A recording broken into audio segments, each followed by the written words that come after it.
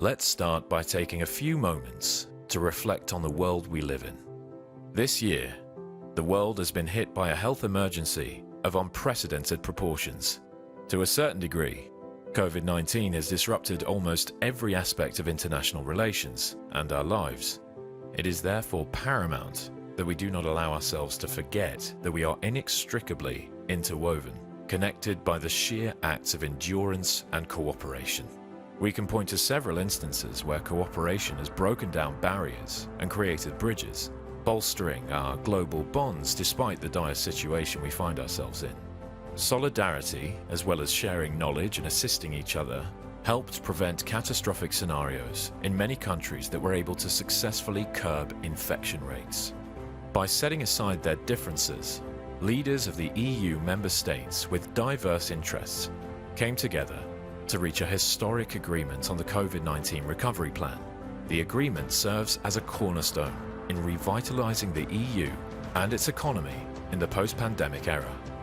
At the same time, cohesion remains the building block of the recovery and the union. If anything, we have learned to listen to the world around us and receive cues where we once only heard rumblings. So, as the ocean sways, we must sway with it. That is why deepening our cross-continental and transatlantic cooperation is essential in our fight against the virus and its consequences. Cooperation between neighbours safeguards our mutual interest, reinforces solidarity as the guiding principle of the European idea, and erases the dividing lines that impede us from reaching our common goals. All this reflects a resolute dedication to our common values, the principles of democracy, transparency, and the rule of law. It reflects a future where we achieve things together, a community working as one.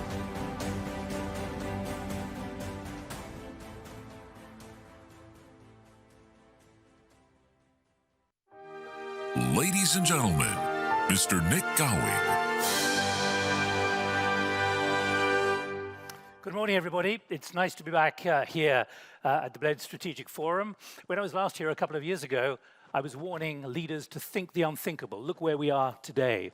What we're going to be doing in the leaders' session for the next 80 minutes or so is considering the future of Europe after Brexit, that's in the title, and after the COVID-19 pandemic. But I'd put to you, this is going to be about living with COVID as opposed to after.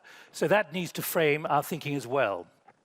Do please contribute your thoughts. I'd like you to hear from you digitally as much as physically as well. Digitally is the way to communicate with me. I'd also like to invite the 6 Prime Ministers, the President, to join me up on the platform while I give a couple of opening remarks. And we're going to be joined virtually as well by Kristalina Georgieva, who's the Managing Director of the IMF. She's joining us from Sofia. And also by the Prime Minister of Italy, Giuseppe Conte, who's joining us from Rome. So welcome to you all. Let me invite the Prime Ministers and Presidents to come up. Your seats are well identified here. I want to reinforce the alerts that we've heard already from so many of the speakers. The global geostrategic stability we've long taken for granted is in shock. Stability was already unraveling before COVID-19. The pandemic then accelerated huge societal changes. It exposed global vulnerabilities that were already threatening the global multilateral system. As Josep Borrell has said, the High Representative, in a great piece opening in the Bled Strategic Times, warning of Europe's great responsibility in this new era. The European Union was pretty cautious to accept the inevitability and the awfulness of what was unraveling.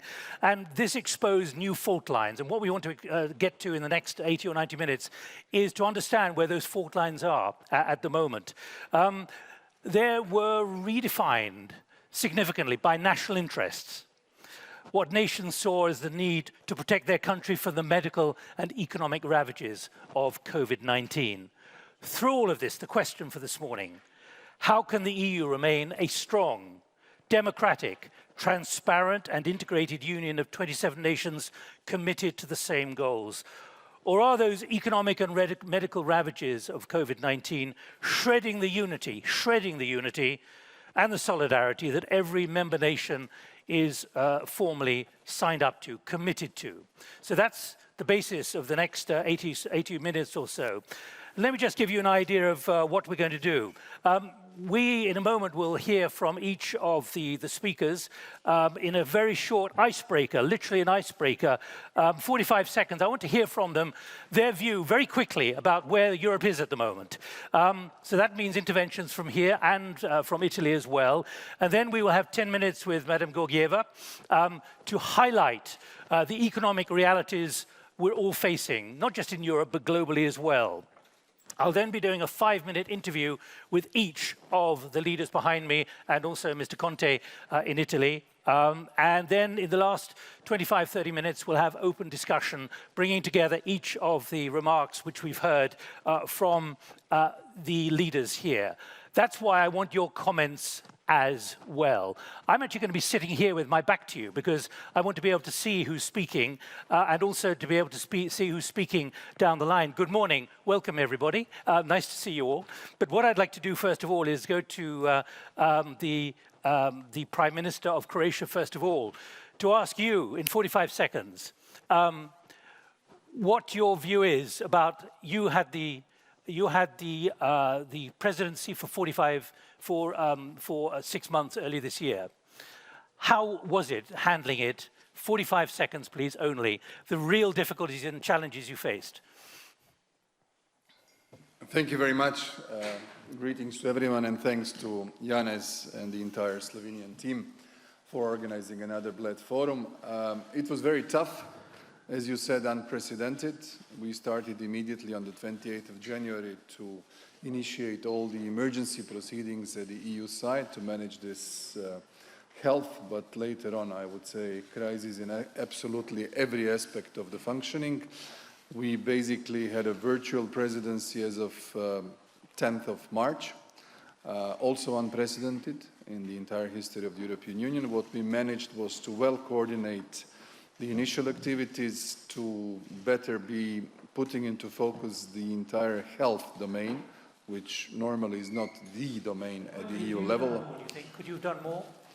I think we did the maximum possible at the time. What was missing was the physical meetings between the leaders, and once we met, once the, let's say, conditions were ripe, I think the fact that in July we accepted the multi-annual financial framework as well as the EU Next Generation shows the strength of the common response. Thank you for the moment. Let me now go to Slovenia. You're going to be the presidency from July next year. Prime Minister, what do you want in place when you take over? In other words, what has got to be done in the next 9 months? What's the challenge for all of you here? First of all, thank you to everybody for coming here at Bled at this very important moment. Congratulations to Andrej, because Croatian presidency was this first presidency after the membership, and I cannot imagine more challenges coming together within 6 months, so you did it well. Thank you. For our presidency next year, we all know that this will be, we hope so, post-COVID era, so we will still dealing with how to fix the effects or the consequences of the epidemic. And this will be surely post-Brexit era. So this will be time when Europe is trying to find new balances, new balance of powers. We all know we need it very much, and I see especially Central Europe as a key player in this game. We'll also deal with the economic consequences of the epidemic, thanks God, on the good basis of the deal we made in July on the last European Council. So we all hope that all challenges for our presidency will be met within much better economic situation than we are facing now. Prime Minister, thank you. Let me immediately go to Italy, to Giuseppe Conte. I hope you've been able to hear everything, Mr. Conte. Can you, in 45 seconds, give me your sense of where we're going, where Europe has to go? You've made it very clear that we cannot go back to normalcy. Thank you very much. First of all, thank you for the kind invitation. If I can say, if there is a lesson that we learned from the COVID-19 crisis, this is the value of solidarity. Italy, as you know, was the first Western country to be hit, and was hit in a very hard way by the pandemic. Italy and its citizens have shown great resilience and adopted a model containment that proved useful to many other countries. Italy has also been a leading supporter of European global efforts to fight the pandemic. So the cooperation, in my perspective, my vision, is the key to defeat the virus. Thank you. Thank you very much indeed, Prime Minister. Let me go to Mr. Morawiecki. Welcome from Poland. 40 years to the day since solidarity was, since the deal at Stocznia Gdańska. I was there. An extraordinary day, and I saw the Solidarność label up there. But your reflection, you've had a big presidential election this year, your reflection in 45 seconds of where Europe is now and the massive challenges facing Europe. Yes, indeed, we experienced today a very special day for Poland and I believe for the whole of post-communist world, because this was with the Solidarność, solidarity movement, where the collapse of the communist system really started.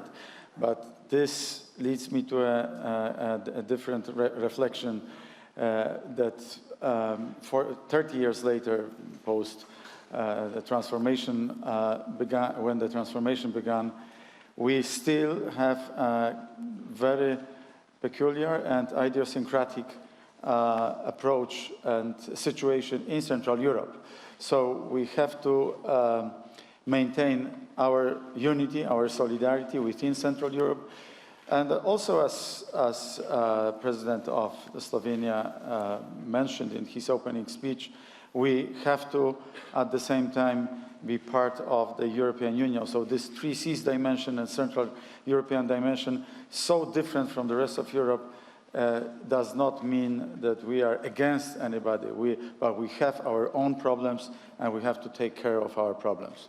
Dziękuję. Thank you very much indeed. Viktor Orbán, Prime Minister of Hungary, 45 seconds, please. Where is Europe today, in your view? Because there are many who are concerned about what's happening in your country.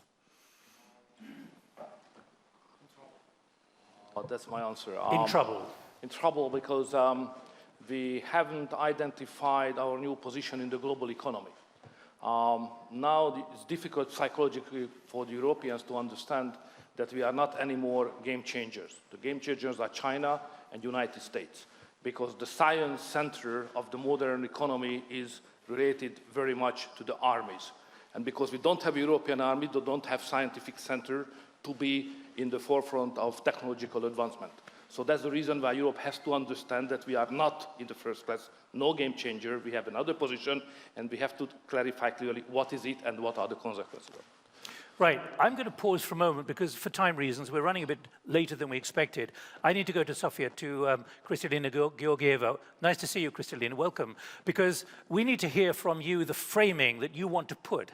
I heard you on the 3rd of June, the launch of the Great Reset at the World Economic Forum, saying there's still a danger of a great reversal.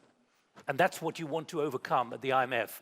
What are the parameters now? What is the data looking like? Because you said we've got to be optimistic. Can you be optimistic? One moment, let's get... Wonderful. Wonderful to see all of you. Can you hear me? Yes, we can. Go ahead. Okay, great. First and foremost, many thanks to Prime Minister Janša for bringing us all, even some of us, unfortunately, being just on a screen. Nick, the very last time you and I have communicated, it was on the issue of thinking the unthinkable. And I hear you saying it, you engage with people on this scene as well. Came very handy this year because the unthinkable happened. Because of a pandemic, we had to put the world economy in a standstill and triggered the worst recession since the Great Depression, which is unfortunately still with us. So you asked me about the numbers, the data, how we frame our thinking. Our projections are as follows. For advanced Europe, we expect around minus 10% growth this year. For emerging Europe, minus 6%.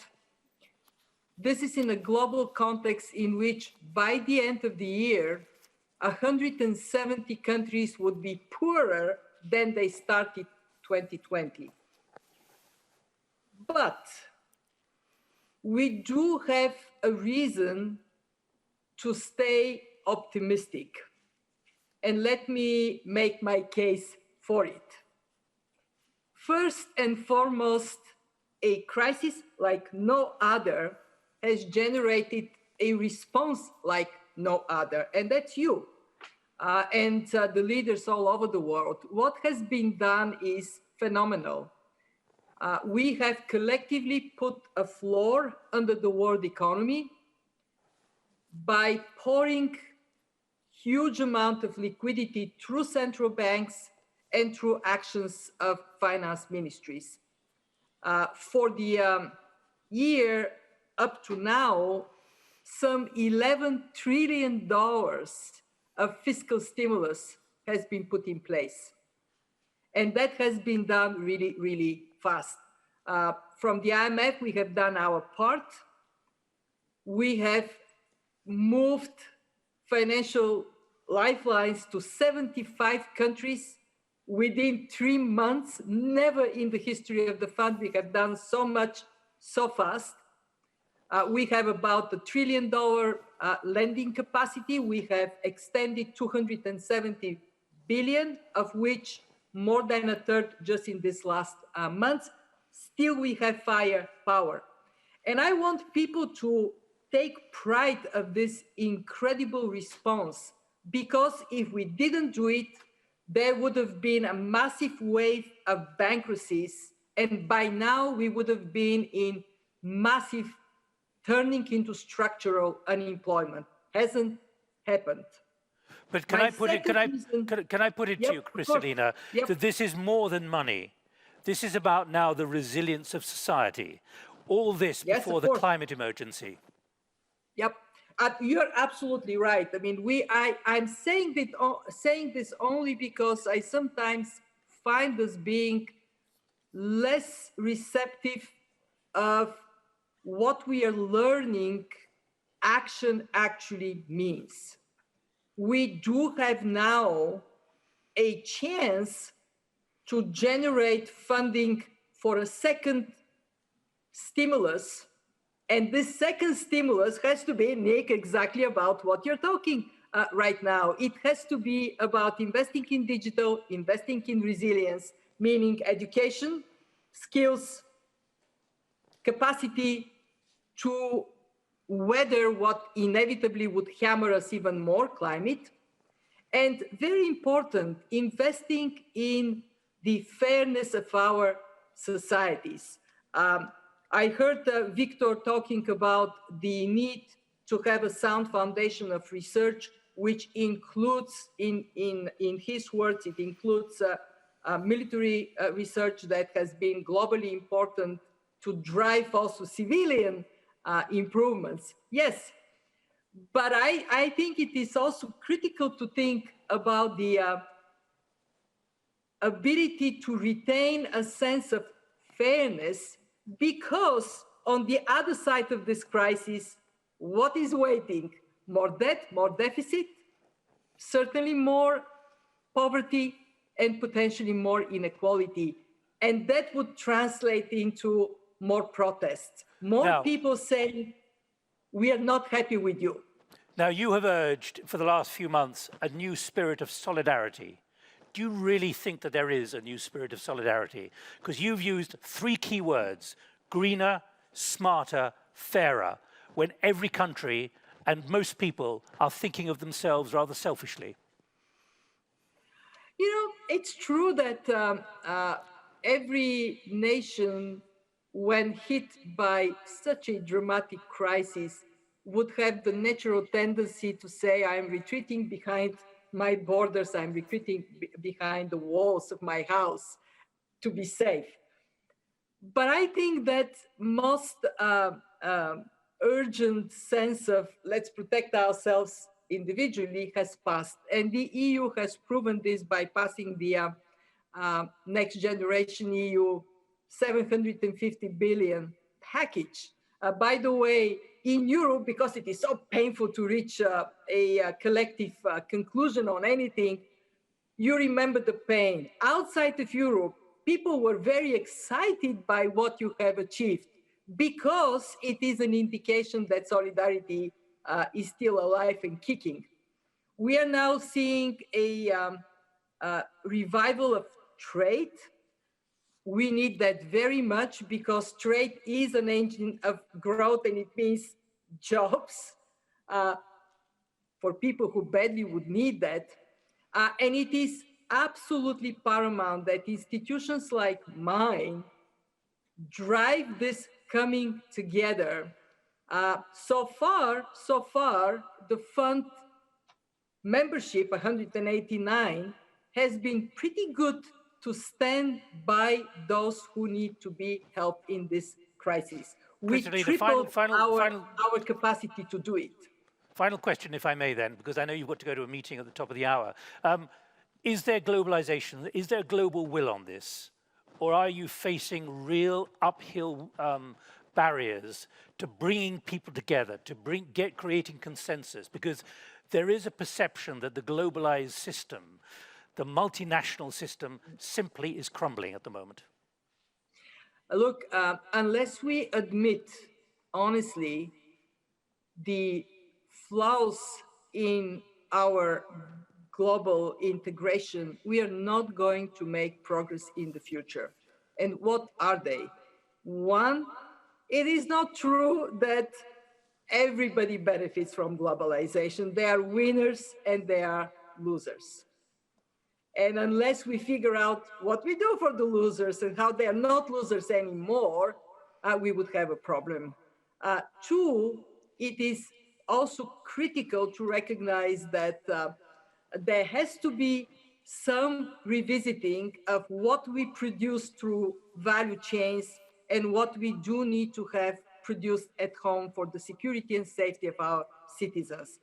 Not possible to be in a world in which one country produces 90% of penicillin. It's just not on.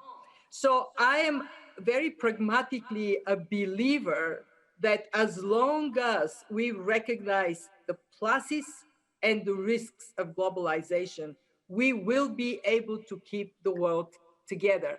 And in my experience, honesty about values and risks pays off. We get on the same page and then we succeed. Kristalina Georgieva, thank you very much indeed for sparing time. I know we've run a bit later than we planned, but thanks for staying with us, and we wish you well. And I look forward to hearing from you in a few months that there is no great reversal, that things are moving forward positively. Thank you for joining us. Right, now let me move on because I cut short the discussion here and I'm conscious that Prime Minister Conte as well is in Italy. Let me go to Mr. Babiš first of all. Your 45 seconds, please, on the challenges facing Europe, and then we're going to talk in more depth to all of you. Mr. Babiš. Concrete plan about our territory, which is connected to safety. So we should take immediately Bulgaria, Croatia, Romania, and Serbia in Schengen. Then we have to discuss about West Balkan. Shall we take them in Schengen? Shall we start to speak about EU? Then army, Viktor mentioned it. We are in NATO. Maybe the members of European members of NATO should discuss about our interests with other members of NATO which are outside of Europe. Then let's speak about economy. Let's speak about internal market. What is the potential? Before COVID was 1.6 GDP, which is about 240 billion euro potential. We have a lot of barriers. Then trade. We need desperately trade agreements. After American elections, United States, and others. So, and we need action. We are too slow. If we speak about COVID-19, I don't know why our epidemiologists are not speaking together before they take measures. And second, where is our independence about masks, ventilators, respirators, drugs, and everything? So I was asking my Minister of Health what is going on the level of EU, but I'm not satisfied at all. Prime Minister, for the moment, thank you very much indeed. Too slow. Let me tell you the kind of comments we're getting already. Getting positive sentiment to the President's speech on highlighting our common European principles and underlining the need for strengthening our values. That's getting a lot of positive sentiment. Let me go to Serbia now. Mr. President, you have made very clear that you are not so keen on Europe. You made clear at the World Economic Forum, for example, that Serbia is keen on Europe to a certain extent, but you are watching what is happening with interest. Your 45 seconds of what Europe has done and has not achieved in the last few months, given the scale of challenge there has been. Press that button, yes. Thank you very much, and I'll be as brief as it is possible. I think that I have always been very clear, and I have always been repeating the same message, which is Serbia is on EU path. We are committed to that, but of course we see that we are not a main topic within the European Union countries, which is very normal, particularly under these circumstances. And you see, I was speaking about something else when we saw each other last time. I was saying that we expected more respect from European Union. Maybe people from European Union expected more respect from outside. We should both do our best to make it better from each of our sides. But I need to say, it's something that we need to do for mutual benefits. What I said was quoting you at the World Economic Forum to in an interview with Euronews. Serbia is not very enthusiastic, just to be clear. That's true. That's different. Serbia is not very enthusiastic. There are 40% of people that are against our EU accession policy. 40% of people, mainly because they see European Union as an institution, organization that makes more pressure on Kosovo's independence. That's true, but it doesn't matter regarding political leadership decisions. We are on our EU path, and we see many difficulties. And I need to say that we don't belong to those advanced economies. We don't belong to those emerging economies. But we are not going to face even a recession this year. Our growth rate is going to be around 0% this year. We are doing well, and then when people have a bit better situation, they always wait and they always measure it up in a best sense for themselves. Right. But we are on the EU path, and we'll do our best. We'll do our best to make ourselves better regarding. You have already mentioned that European values, justice and judiciary issues, and everything else. But we expect more respect from European Union as well, and I don't hide that. Thank you very much indeed, Mr. President. Right, let's go to Bulgaria, and then I'm going to go to Mr. Conte in Italy, so stand by. I'll come to you for a longer intervention, if I may. Prime Minister, welcome. I'm sorry, I've got my back slightly to you, but what I want to hear from you in 45 seconds, literally, is your view of... и вие внимавайте зад ръба. Be careful, because you're standing very close to the edge. I'm always on the edge. I've made a career from being on the edge, so thank you very much, Mr. Prime Minister. Your 45 seconds of where Europe is at the moment. Провали ли се света с COVID-19? Провали се. Да, провали се. Имаше ли солидарност? Нямаше. Well, did the world fail with COVID-19? Yes, it did. Was there solidarity? No, there wasn't. Бяхме ли неподготвени? Категорично неподготвени. Were we unprepared? Yes, definitely we were unprepared. Показахме ли, че дори в условия на война или на пандемия не сме готови? Показахме. Did we show that we were not prepared in a war or pandemic? Yes, we did. Март месец ние се пазаряхме една с друга държавите как да пуснем зелените коридори, Надпреварахме се коя държава първа ще затвори границите и всеки се спасяваше сам за себе си. In March, we were fighting and arguing over the green corridors and which country would be the first one to close its borders, and everyone, each country wanted to save itself. България беше солидарна, ние произвеждахме медицински облекла, шлемове, маски и на всички, които са поискали в Европа, сме изпратили, включително Германия и Австрия. Bulgaria showed solidarity. We produced medical equipment, PPE, masks, and we did send equipment to countries in Europe, so my including question Germany quickly, and if I Austria. may, my first question, has Europe learned? Quickly, please. Не. Аз го поставих на Европейския съвет, колегите са тука. Ние нямаме единен медицински протокол. Държавите продължават да се лутат с маски, без маски. Нямаме ваксина, нямаме лекарство, нямаме протокол при втората вълна как да действат държавите членки. Thank you. And I raised this question at the European Council. We do not have a standard uniform medical protocol. Countries are swaying between whether we should wear masks or not, whether we don't have a vaccine yet, we don't have a drug, so we don't know what to do in a second wave of the All right, pandemic. I'm going to ask you to stop for the moment, because what you're saying is, no, Europe has not learned. We've heard from Prime Minister Orbán that Europe is in trouble at the moment. So let me go to Mr. Conte, if I may, for the next 3 or 4 minutes, if we can, Prime Minister, because you've made it clear that your nationalistic European slogans have really proved unable to provide solutions, and that's been central to the kind of things you were mentioning before we came on the platform.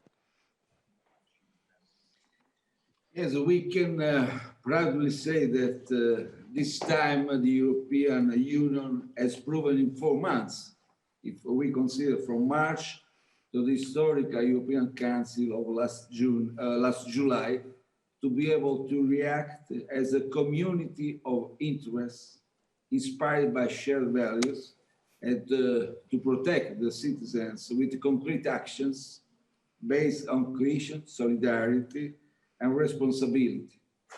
The European Commission, if you remember, immediately adopted the suspension of the Stability and the Growth Pact and other key measures committed to the research of a vaccine.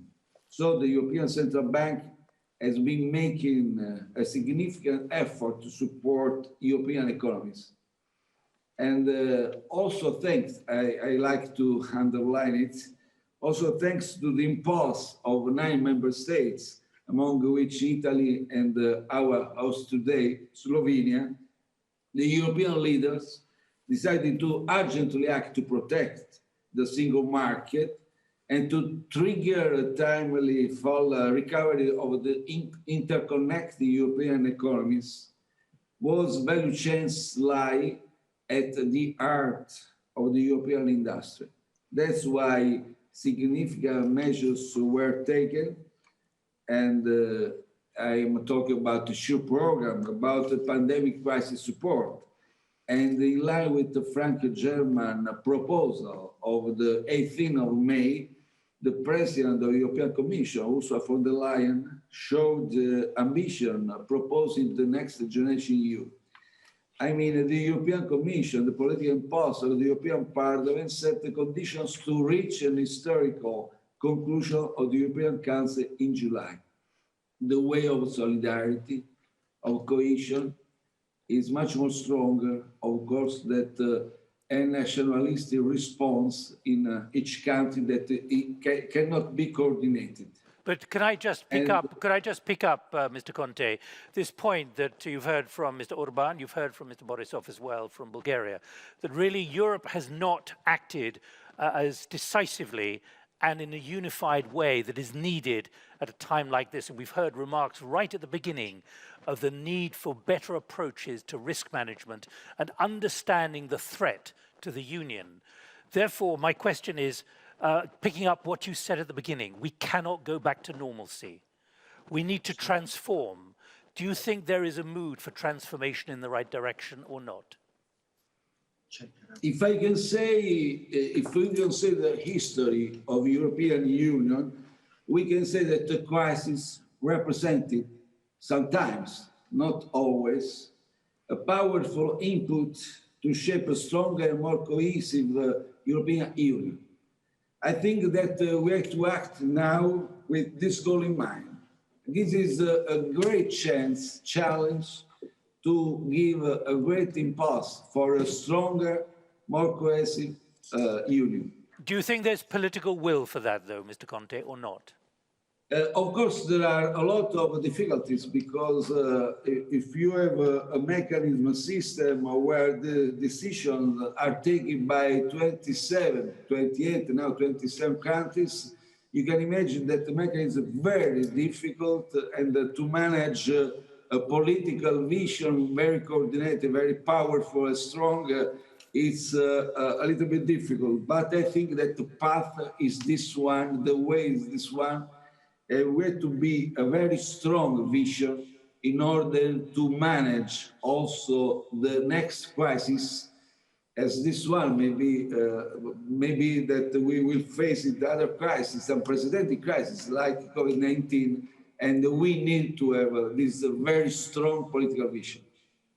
All right, for the moment, thank you very much, Mr. Conte. Let me go to Prime Minister Orbán. You heard there from Mr. Conte that what he said is the nationalistic anti-European slogans have proved unable to help provide solutions. Now, many are concerned that Hungary has made it more difficult to get consensus through the crisis and is going to make it even more difficult because of the way you've handled things and the way you've centralized power and removed certain parts of a liberal democracy. What do you say to what we've just heard from the Italian Prime Minister? If you have a correct measurement, the Hungarian democracy is at least as good quality than the German one or the Italian one. So I don't see the basis of that argument at all. But what about the concerns about what you have done? You have centralized issues in Hungary, which has made it very difficult to hear other voices. And we've heard that the nationalistic anti-European slogans are making it difficult for Europe to be able to handle the enormity of what is now facing. It's an existential challenge in many ways. If you are looking for where are the difficulties which make us unable to find proper answers, it's not in the capitals of the member states, it's in Brussels. But there are those who say that Hungary has exploited the emergency to change the political system and the democratic system in your country. No, the Hungarian system is a European system, constitutional-based parliamentarian democracy, like the majority in Europe. But boringly look like the other. Anyway. But I'm putting to you what the concerns are about Article 2 and so on, that legal changes are going far beyond reaction to a pandemic. No, the point is that the treaty of the European Union is very simple and clear. If any member state has any dispute with any European institution, they have to go to the court, the European court. And we always do that. So we don't have problem of the dispute settle mechanism of the European Union. But what about the state of danger being over, and you've now encompassed much of what you introduced into an omnibus bill in Parliament? Hungary did the job relatively well. It worked. The government made proper decisions at the right time, in due course. The Parliament supported it, so it's a boring parliamentarian democracy. What kind of Europe, though, does Hungary want? Because there are those who say that you are challenging the very core principles, which is going to make the next few months and years very difficult. Okay, so the first what I have mentioned is a historical dimension. So the fact is that when the BLED summit was established, the investment in the global economy was produced, as far as I remember, 81% from the West, and it was just 18% from the East. Today, the figure is that 58% is coming from the East as global investment of the global economy, and only 40% from the West. So the fact is that, historically speaking, the fight for good technology, we are not on the winning track. Because if you would like to have the best technology of the world, You need a kind of military background because all important technologies are coming from military science background. And Europe is totally out of that competition. That's my first observation historically. On security, I share the point of some others that without enlarging the European Union and accepting Serbia as full member, we cannot complete the security architecture of Europe. That's the second. The third one is economy. How the European economy could be competitive again. Because unfortunately, as the figures tell us, we are not as competitive as we were and we should. So these are the major challenges. The problem is not the member states and the political system of the member states, intentions of the member states. The problem is that we don't have strong common policies on the three major areas. Global competition, good economies, and security enlargement issue. I'm going to go to Mr. Morawiecki at the moment, who's very much emphasized the importance of democracy in all of this. But let me put to you bluntly that you're stamping out dissent. You're undercutting the power of opponents and demonizing minorities, and those are not the European Union principles. And that's why we're having this discussion, which is a divergence which is taking place. The fact is that in Hungary we haven't experienced the same democratic one as everywhere in Europe. I don't understand exactly the facts you have mentioned. But it's not a forum about Hungary, but that would be probably another interesting story. But I think the Hungarian democracy is fulfill all the requirements which is general in the European Union. So I don't accept the point that Hungary is something special in that respect. What's going on in Hungary, more than in some other countries, but that's not exactly the same topic as we have today, is a kind of fight for intellectual sovereignty. So we don't have the same understanding what is the relationship between the Christian democratic conservative thinking and concept of democracy and the liberal ones. That's another issue. And we are fighting for the sovereignty to have a conservative and Christian democratic approach to the European institutions and the politics as such. That was, the case prior to the fight, the unified fight of the liberals and conservatives together against the totalitarian regime. But prior to that, that kind of political philosophy was two different philosophies. So we would like to get back to the age intellectually when we can dispute clearly the main values like family, nation, cultural tradition, religion, migration. So we would like to have not just one single concept which must be accepted by everybody, because we don't have a liberal concept to that. We have Christian democratic concept to all these issues. But it's not about the practical political life of every day. It's more about the philosophy of political thinking. All right, well, there are many people who would challenge what you've just said, but let me go to Mr. Morawiecki, because you've underpinned the importance of democracy. You've talked about a time of great struggle and consequence. We need to brace ourselves for an even more important battle.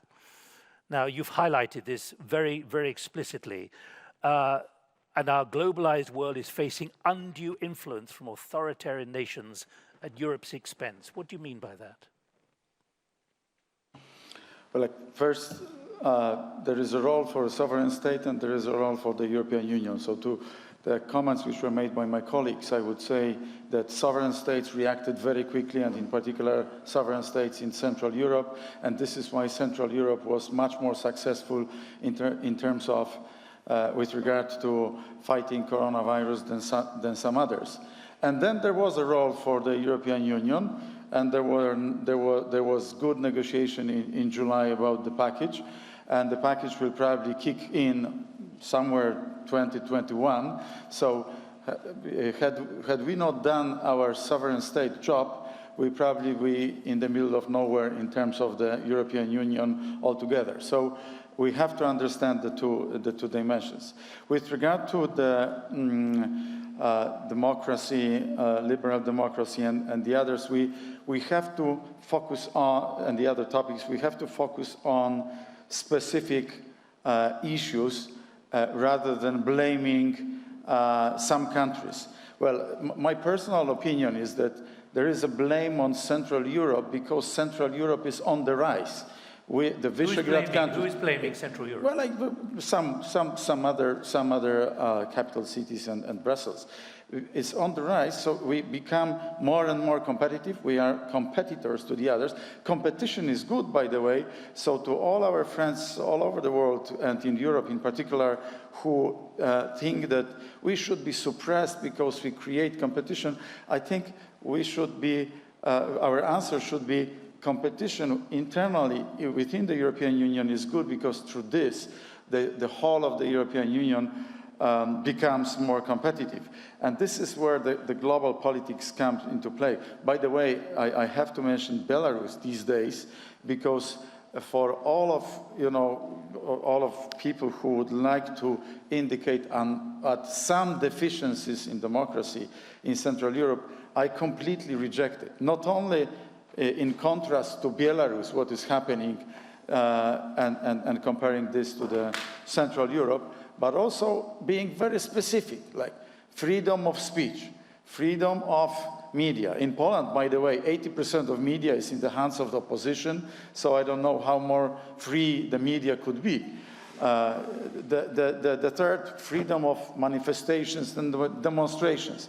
I see some happenings in Western Europe where there is police beating people brutally, and this is all democracy and all is fine.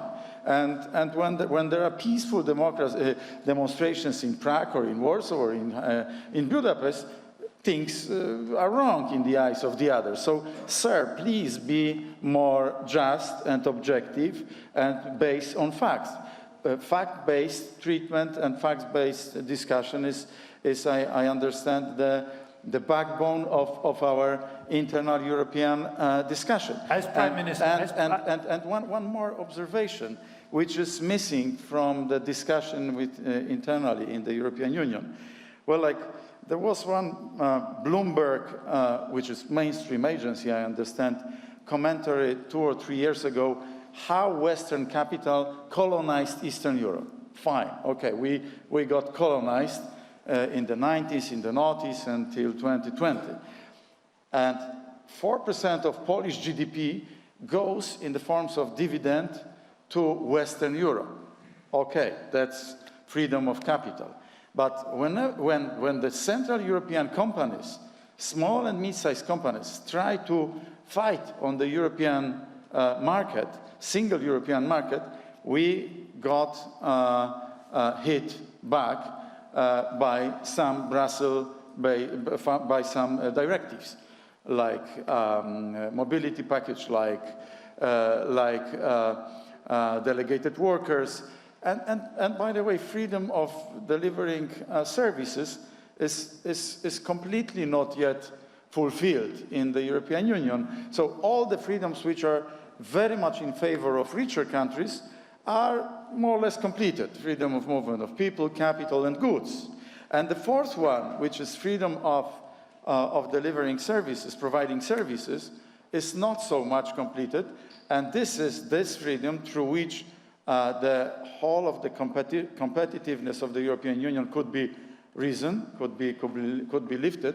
And this is where Central European countries could more quickly catch up with the Prime Minister, let me ask you one final question. You've just had a presidential election where the president was re-elected by a very narrow majority. He's therefore remained in power, but there was clearly a significant pushback. What are you reading into the division now within Poland? Clearly the electoral division.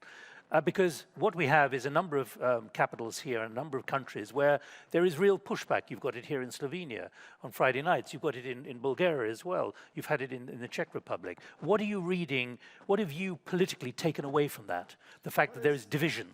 Nothing really so much new for me. This came not as a surprise, frankly speaking. But what does because it tell you? 5 years ago, when we came to power, we were against the most important groups of interest in Poland. Okay, so we were attacked from all over the place: media, business, foreign centers, and so on. And I try to be realistic. I understand all those attacks, but we've done a lot for Polish citizens, and to build Central European unity together with Visegrad, together with Lithuania today, and so on. And this is the base for our success. So there is not a surprising polarization, sir.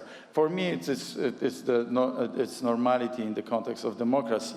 We've done this against all odds, all the brutal attacks from foreign media, foreign centers of power, from internal groups of interest, and this is why I'm so happy that the last 4 elections, municipal, European parliamentary elections and presidential elections, were won by us, despite all odds, which should be an indication to you and to many other commentators, and you should not comment it as populist, nationalist, and so on. It's simply a different approach to post-communist world. I was fighting during the Solidarity times for freedom, democracy, and rule of law. And I don't want to be stigmatized by some people because they try to exercise their politics through such statements.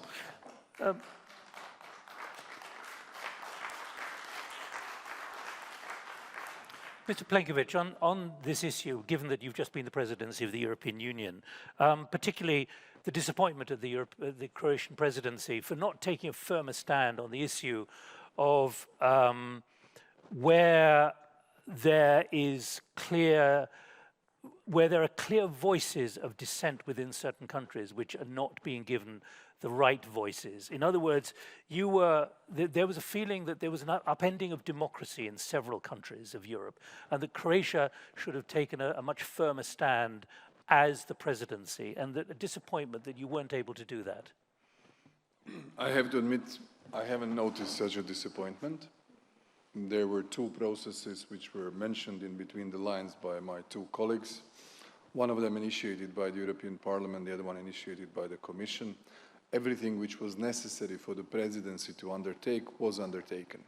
I simply didn't feel it, I didn't hear it, nobody actually gave any signal that we didn't do something which we were supposed to do. Because when it comes to unity and solidarity under the acquis, particularly concerns about Article 7, I mean, you're familiar with the kind of things which are being said, and a sense that there wasn't that unity of direction, that solidarity of direction, which Croatia could have led on as the presidency.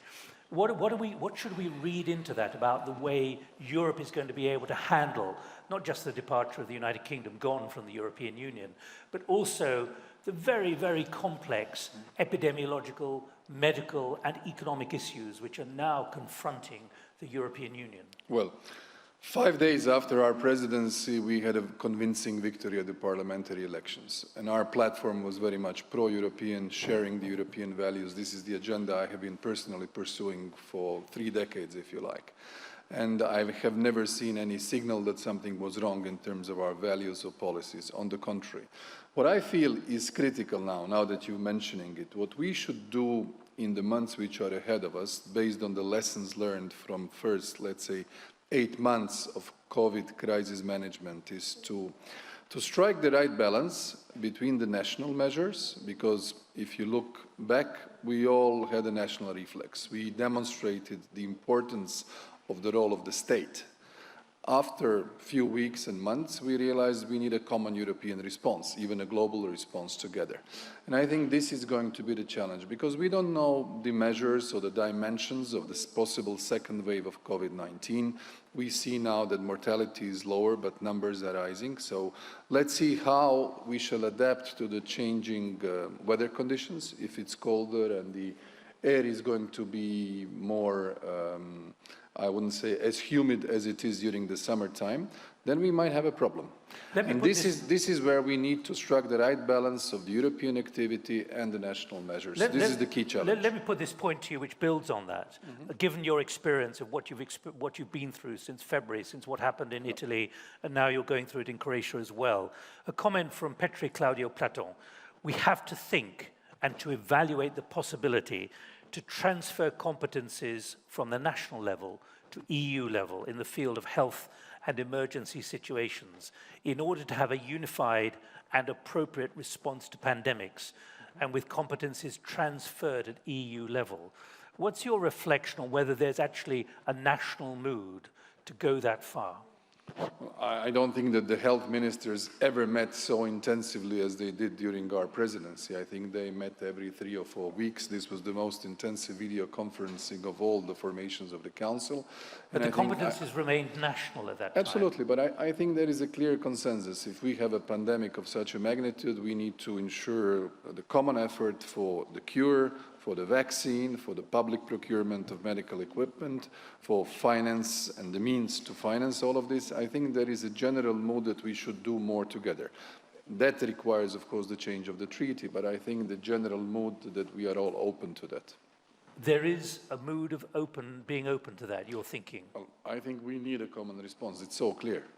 It's absolutely clear we need a common response. Prime Minister Janša, what's your reflection on how European the mood can be, to pick up what we've heard from Prime Minister Orbán, to hear what we've just heard from Croatia, what we've heard from Poland as well, and Serbia? Well, actually I think that the real challenges ahead of Europe are much different than those issues we are speaking about now. This is my put the three challenges. This is my real concern, you know, because if we look back at the spring and this pandemic time and so on, I spoke with all my colleagues across Europe, leaders from the Brussels institutions. You know, nobody spoke about Article 7. But speaking about Article 7, this is a part of the treaty, as Viktor said. Europe put into Lisbon Treaty mechanism how to solve the disputes, which are obvious, they will come, and we all respect them. This is so-called rule of law. But what's very dangerous is using double standards. Nick, I'm sure you were here 6 years ago at the Bled Strategic Forum. Indeed. Yeah. This Bled Strategic Forum of 2014 was organized in Slovenia, where a few months before the event, elections were stolen. And you all pretended nothing happened at that time. So these are double standards. We had political prisoners. I'm a living example of it at that time. Nobody spoke about the rule of law in Slovenia at that time.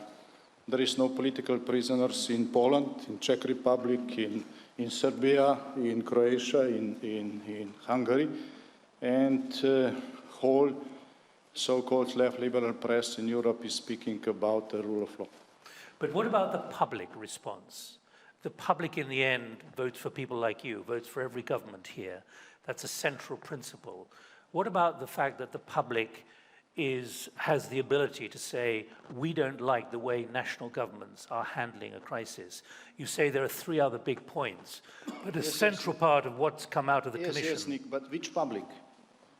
Public represented voters. By journalists, yeah. I'm talking about public voters. Represented by voters, they have their say. They elect their governments. We are all elected. We are first responsible to our people, to our voters. But I think we heard from your foreign minister very clearly that the public takes a view, much more specifically, accountability to the public, and that in its own way reflects the view of Europe. And I'm therefore trying to get from you, in advance of the Slovenian presidency, where you think there will have to be significant movement forward in order to keep the public on side. That's been at the heart of the Commission's work in the last 6 months. Nick, from the times of the ancient Greek democracy, we all know that real public, which matter, are voters. Are voters, no NGOs or whatever. Public is artificially created to fulfill this void. So going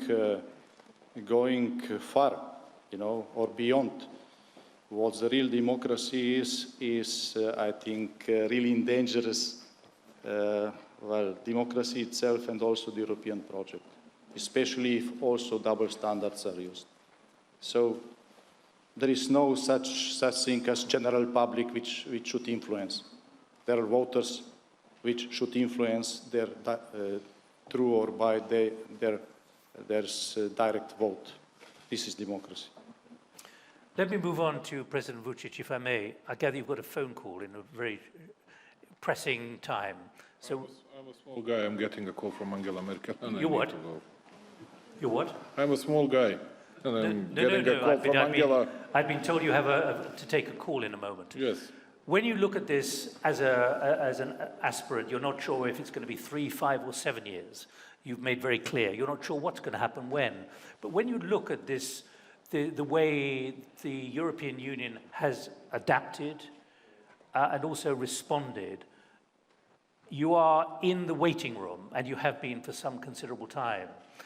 Does what you see encourage you when you look at the enormity, the economic enormity, as well as the medical enormity of what all of us are facing? Most of us, I'm not wearing, neither are you, a face mask at the moment, but we're all having to be desperately cautious. In order to get back to London, I've got to go through Frankfurt and wait 9 hours because there aren't any planes. It's this kind of change of normality that we're seeing, and whether Europe has responded well enough, whether you and Belgrade are responding well enough to it. Well, thank you, first of all, for having me here, and would like to say just a few words on this.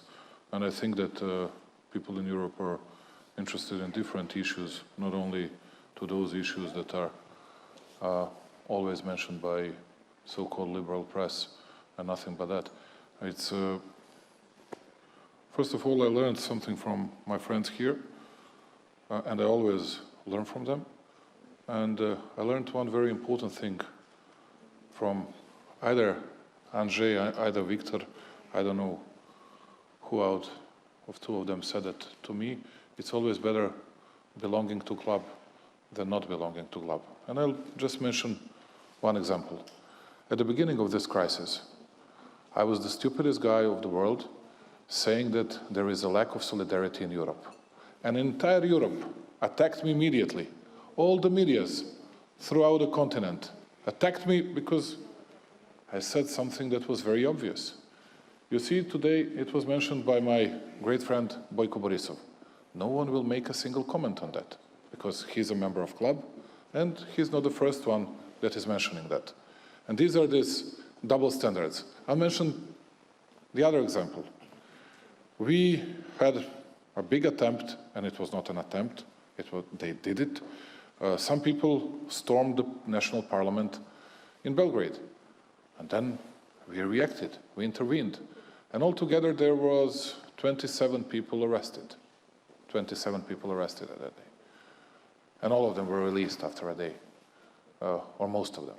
And then you had just an attempt of doing the same thing in Germany, and they arrested 300 people, and they beat them severely. But yes, we live in a dictatorship, and that's a proof of democracy. And these kind of double standards, that's something that you have to react on. And you saw all the people, you asked them whatever you wanted, they were keen to respond to you with no problems, with no even passion. And speaking about European Union, yes, we would like to belong, we would like to join the club. We have a lot of support from European Union. We have never underestimated support that we have gotten so far from European Union. But at the same time, you know, we have our own thoughts. We see what is happening within European Union. We see what is happening between US and European Union. Now at least we have to deal with both with Americans, with Europeans on Kosovo issue. I don't know. Of course, we say political status, it's something that we should deal under the auspices of EU, but economically speaking, we deal with Americans as well. If we avoid doing something with Americans, then we'll have Americans as, I cannot say as our enemies, but as our opponents, which we don't want to see, and at the same time, you have the same approach from European Union. And what we expect, and I heard great ideas today, it's a geopolitical approach from European Union. That's what we expect, that's what we hope. That's what we hope for. And we think that Serbia belongs to Europe, and we think that we need Europe, including everything that you have said today regarding European values, efficient and independent justice and judiciary, and everything else, but also including better life of our citizens, including peace and stability that will be guaranteed to our people, but respect has to be shown to our people, because you see, when I said last time, and you were here, and I'm saying this today, even it's a bit worse situation, people are not enthusiastic. It's not a topic of our election campaigns. And we won predominantly. There was an article on Friday in Prospect saying that there's false Europeanism in Serbia. You know, there are many articles that you can quote here. I think that we should do our best to raise the numbers, to raise the popularity of European Union, and to emphasize more the contribution of European Union to the development of our economy, to the development of our political system. But on the other side, there are many things within European Union to be changed when we speak about their relationship towards Serbia. I'm not sure if you have to leave, but I have a note saying you do have a call with a rather important European capital shortly. We have 15 minutes to run, gentlemen. Thank you very much. Thank you very much indeed, Mr. President.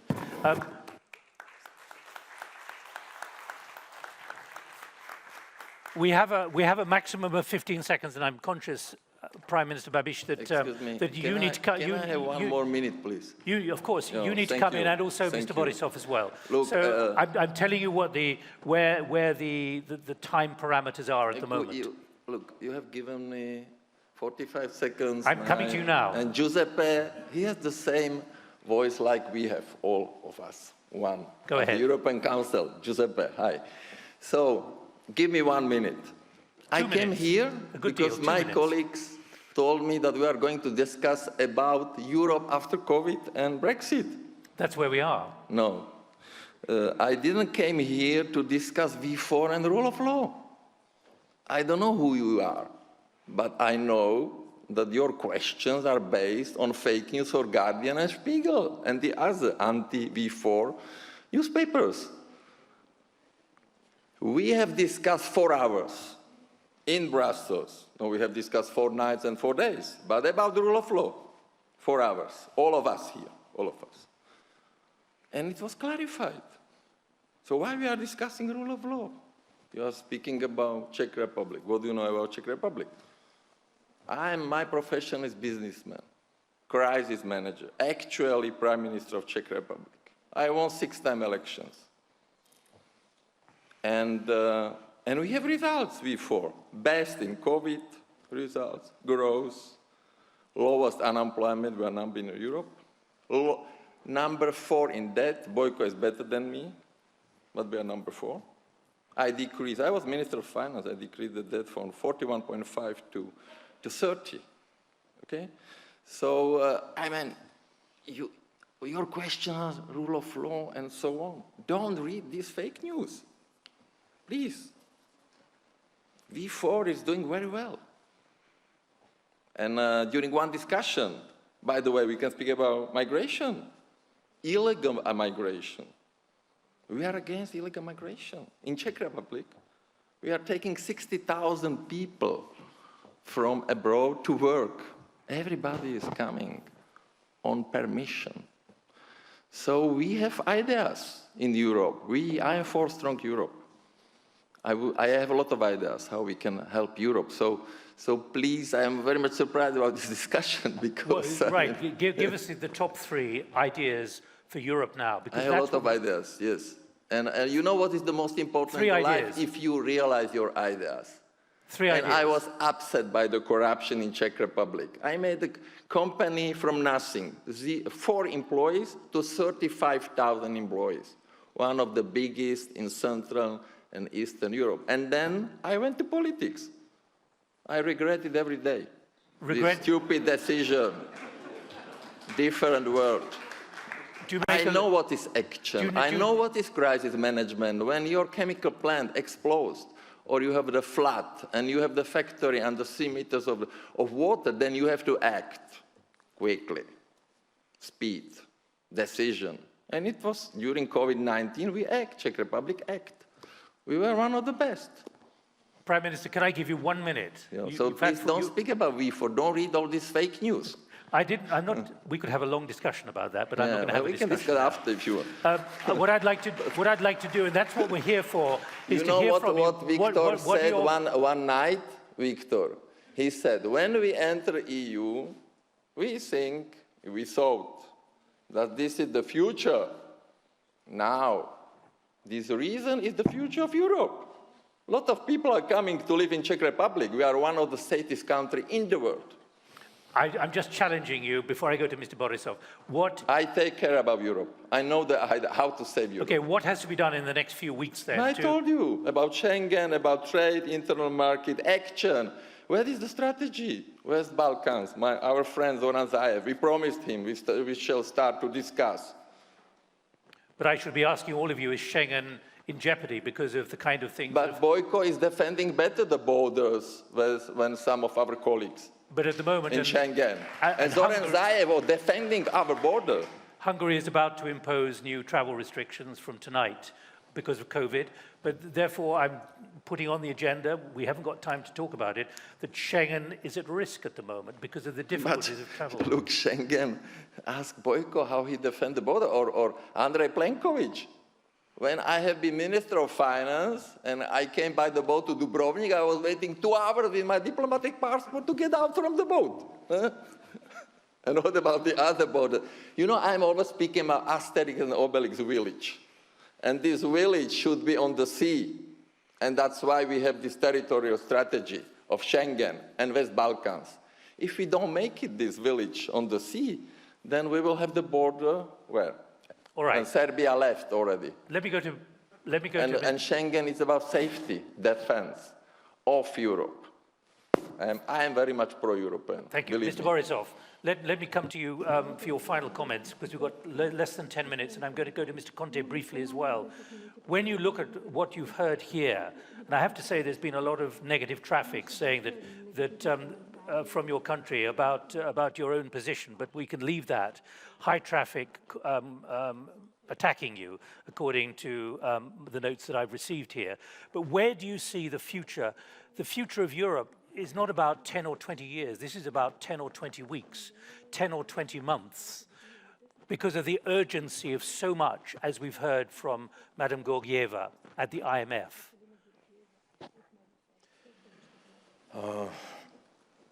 Няма по-добро място от Европейския съюз. There's no better place than the European Union. Европейската комисия свърши много работа. The European Commission did a lot of things. Но сме септември. Идват зимните грипове. But it's September almost. We are going to have the flu. Има миграционна вълна, която също разнася COVID. There is a migration influx that also spreads COVID. Има чудовищен спад на брутен вътрешен продукт в цял свят. There's a dramatic drop in GDP all over. Предлагам да създадем спешно медицински щит. I suggest we urgently set up a medical shield.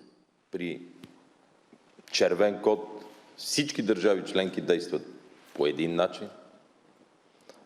При жълт код, при зелен код. So when the code is red, all EU member states should act in a uniform way. Освен хилядите човешки животи, които загубихме, we lost thousands парите, които of загубихме, lives, also money, работните места, които загубихме. jobs. Ние загубихме най-важната битка за психическото здраве на хората. But more than that, we lost the most important fight, and that is the fight over the mental health of our people. Всеки човек сутрин се събужда с мисълта дали има сигурност. Everybody wakes up in the morning thinking about they feel secure. Ние какво им казваме всеки ден? Идва втора вълна, която ще е по-лоша от първата. And every day we are telling people that a second wave of COVID is coming on and it's going to be worse than the first one. Протести и бунтове в цяла Европа. Защо? Защото не знаят има или няма. Ние още спорим. Има или няма COVID-19. There are demonstrations all over Europe because people don't know whether there is COVID or not. We are still arguing about this. Не може ли единният медицински протокол да каже от 1 септември всички училища, детски градини, спортни прояви в Европейския съюз на държавите членки се разрешават, забраняват или провеждат по какъв си начин? I think we should have a uniform medical protocol which would say, let's say, from the 1st of September, all schools in Europe, sports events will be open or not. Всяка държава членка е длъжна да осигури зелен коридор и трафик за тировете за транспорта. Every member state should provide a green lane for the trucks, for transportation. И така нататък, и така нататък. And so on and so forth. Държавите членки трябва да имат 100 милиона облекла, ваксини, лекарства, глобално да го направим, целия Европейски съюз, за всяка държава членка. Member states should have personal protective equipment, vaccines, drugs. А на вашия въпрос, България се справи с миграцията, България влезе в банковия съюз, в чакалнята на еврозоната, справи се най-добре и с пандемията, имаше най-висок ръст на брутния вътрешен продукт, докато дойде коронавируса до февруари, бяхме втората държава по най-нисък външен дълг в Европа. And back to your question, Bulgaria handled very well the pandemic. We entered ERM, the waiting room. Also, we had, until February this year, we had the highest growth of GDP in the European Union. We had the lowest foreign debt. Строят се всички инфраструктурни проекти, включително терминалите за втечнен газ от Гърция към България? All the infrastructure projects are being developed and at full speed, including the LNG terminals with Greece. А сме на най-трудното место между Турция, Крим, Черно море. And we are actually, at the same time, we are located in a very difficult spot between Crimea, Turkey, and the Black Sea. Could I pause you at that point? We've got 5 minutes left.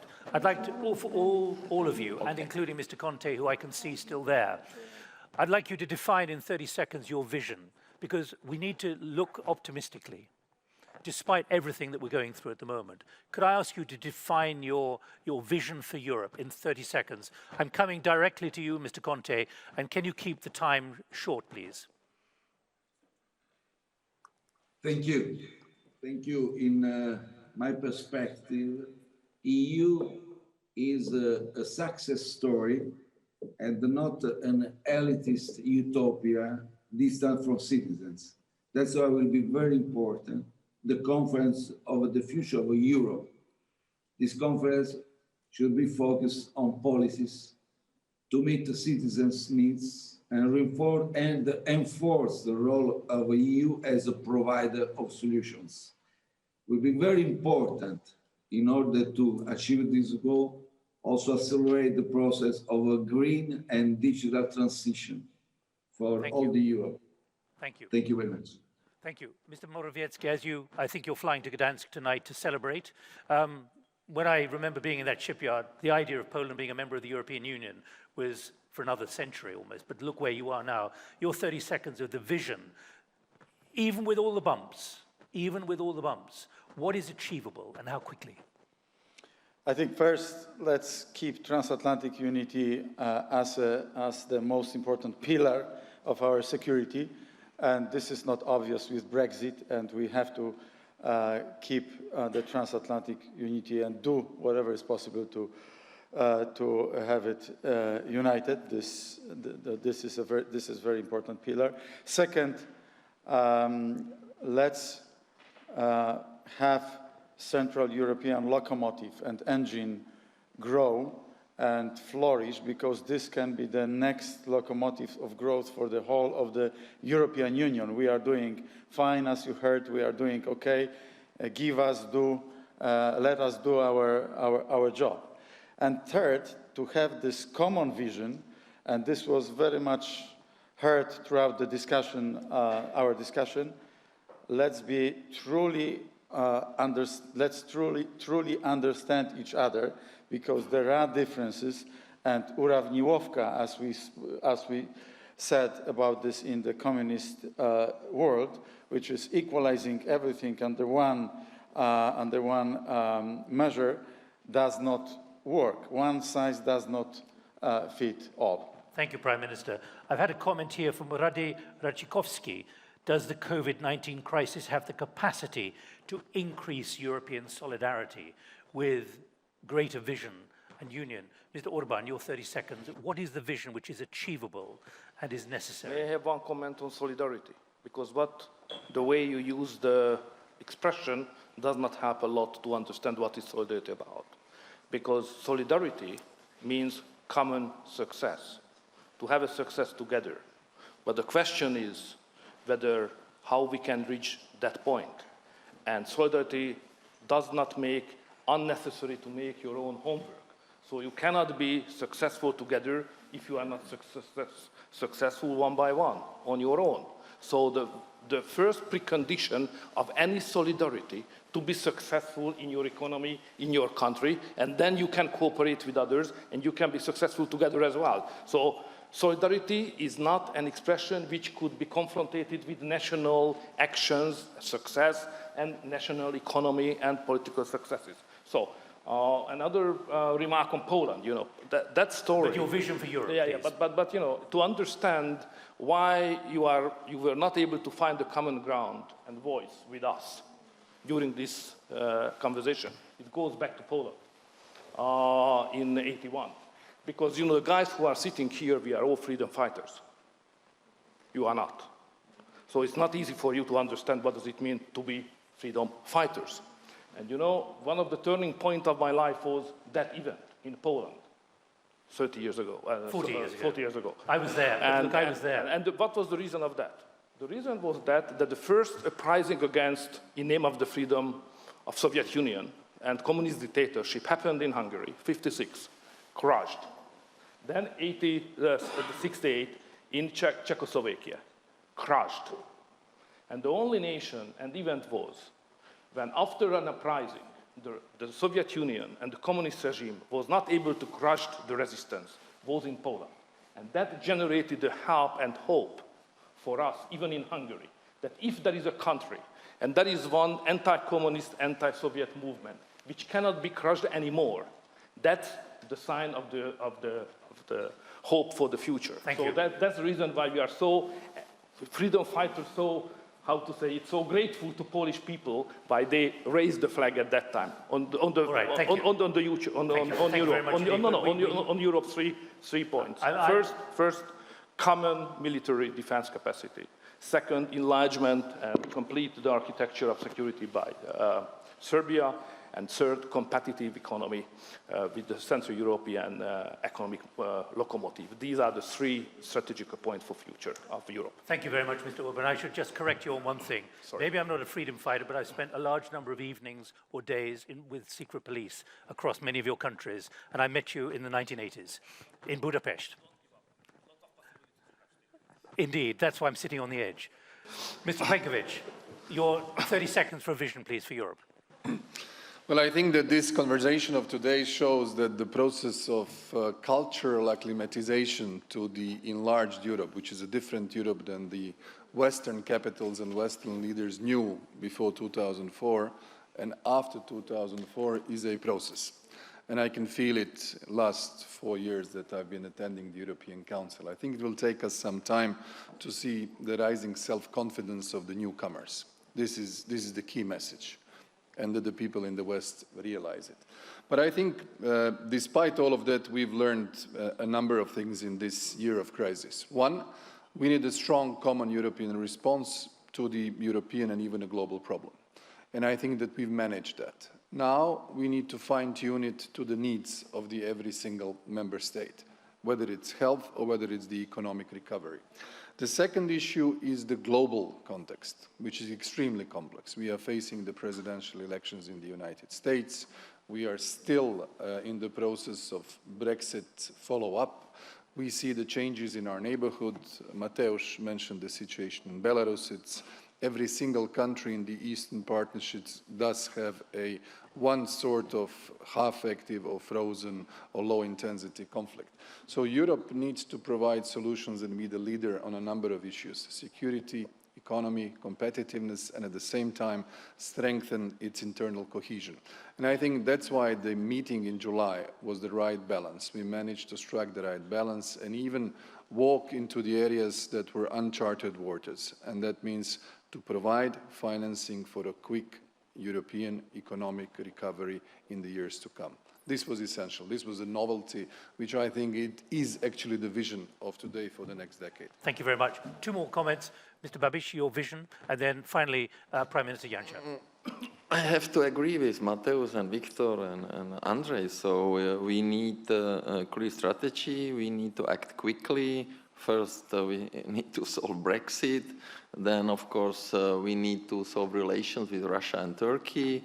We need to solve the trade deficit with China, trade agreement with the United States, internal market. So there are a lot of goals, and we have to share the competencies because when we speak about transatlantic, then Poland is the closest ally of United States, and they have a potential together with V4 maybe to help to conclude the trade agreement after the US elections. Right, we're way over time. Literally 30 seconds. Западни Балкани да бъдат прияти. Подобряване на отношенията Европа-САЩ. Решаване на кризата Турция, Гърция, Кипър. Изключително сериозна на нашата граница. Благодаря. Thank you very much indeed. Final word, Prime Minister. Thank you. On long term, I think we still have to fulfill the dreams of founding fathers of the European Union, or the people marching in Solidarność protest 40 years ago, Europe whole and free. On middle term, my colleagues counted all things we have to do, from Schengen to European army security. On short term, winter is coming, and our main concern, all of us, is how to keep our people safe, our economy working and alive, our trade alive, and how to prepare best for possible next epidemic or pandemic. And this is one of our priorities during our presidency next year. Who knows where we'll be in July next year? Yeah. Prime Minister, given what has happened in the last 6 months. Can I thank you all very much indeed, and grazie tanto as well to Prime Minister Conte. Thank you very much indeed for joining us and staying with us throughout the whole process. So thank you very much indeed. And let me turn my back on the guests and say thank you very much to you as well. There is one comment here: are the divisions within the countries represented on the stage endangering the concept of a united Europe? Can I thank you all for your patience as well, and ask you to stay where you are, because the foreign policy of the European Union and Europe is going to be examined. Bethany Bell from the BBC is going to be up here, so stay where you are. The lights will go up, I hope. But thank you very much indeed for your attention, your patience, and I hope we've at least highlighted the enormity of what both the British decision on Brexit and also COVID-19, the realities, the sinister realities of COVID-19, how they've acted as a spur for change, transformation, innovation, but also for concern as well. Thank you all very much.